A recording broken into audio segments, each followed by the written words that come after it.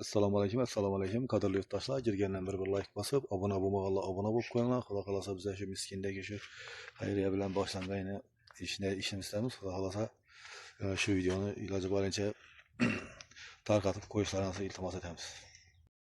Yani xudo xolasa yeterlicha ağaçlarını ham oldik. Ağaçları geldi. Ağaçlarını hep geldik.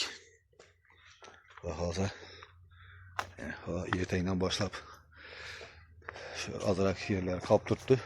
Şu yerlerini hem işlep kerişe örberilip Xudo xolasa üstünü bastırıp başlayımız. Xudo xolasa pul taşağılları hemmesine ketті rahmet aytamiz. Yıqsallarınız kabul olsun. Yıqsan etkelle. Karton ömürlerini koyup koyamız. Ağaçlarına azırak pul taraflarına pulu yetmey kaldı. Kollanırsan geyince Xudo xolasa yardım etesiyle degan ümiddamiz. Ağaçları geldi yine.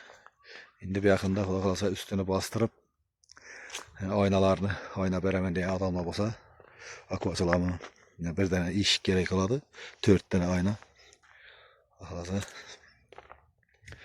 kullanırsan gelince yardım etişler soruyoruz. Karton öbürlerini koyup koyamız.